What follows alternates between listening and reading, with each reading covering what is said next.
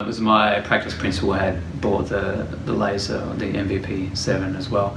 But I'd also learnt about it, I guess, during my residency training as well. So I guess that kind of sparked some of the interest.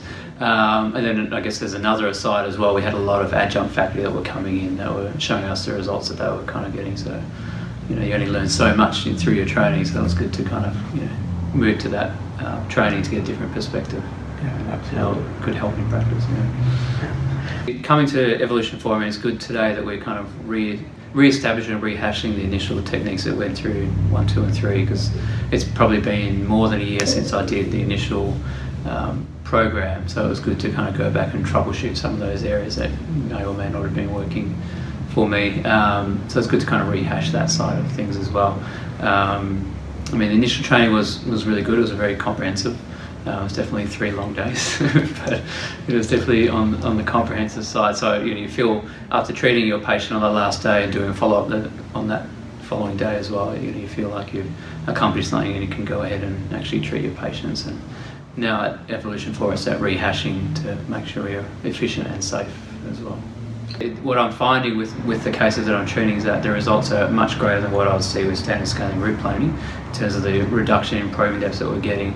But the healing is so much more rapid as well. So what I'm, I guess, enjoying or excited about in the future is that the maintenance requirements, or the how manually intensive it can be for those maintenance requirements, is going to become less. So in daily practice, it'll be easier to maintain these patients in the long term.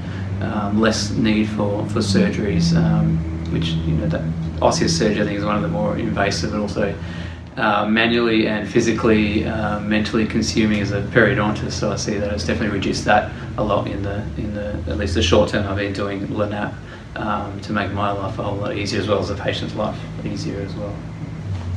Majority of patients have been very receptive to it, because obviously it is a surgical procedure, but it's fairly minimally invasive.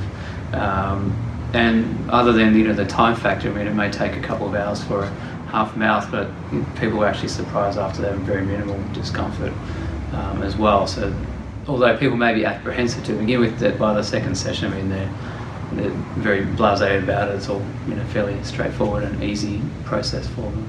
Because I've recently only just come out of residency, I mean, my mind is still, I guess, in literature and the science background behind things. So I mean, definitely when you look at other lasers, yes, they can be cheaper and cost can be prohibitive, at least in the short term, but the long term results and in terms of the benefit to the patient, I think, kind of cancel that out in the long term. So you pick the laser that's going to give the result you want, which is, I guess, where the Nd:YAG is kind of situated at.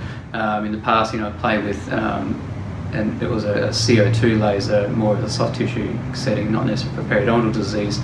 But so that's probably more around that realm of things, or if you're doing operative techniques versus being purely soft tissue related procedures that we're doing with treating periodontal disease, it fits into that particular niche. So not one laser really fits that. So that was, I guess, initially with the background, a lot of the background research that has happened with the MVP-7, it gives me a little bit more edge or really the edge over what other lasers claim or can or cannot do. So I've been through this process, I guess, for a year now. The results that I'm seeing, I'm finding that even though they're like getting longer appointments, my time with the patient's experience is a lot simpler, more enjoyable, but it also gives me the results. So I definitely recommend it to other dentists, periodontists that are not currently utilising it, because it definitely promotes the better healing initially in the shorter term, but also in the long term as well, that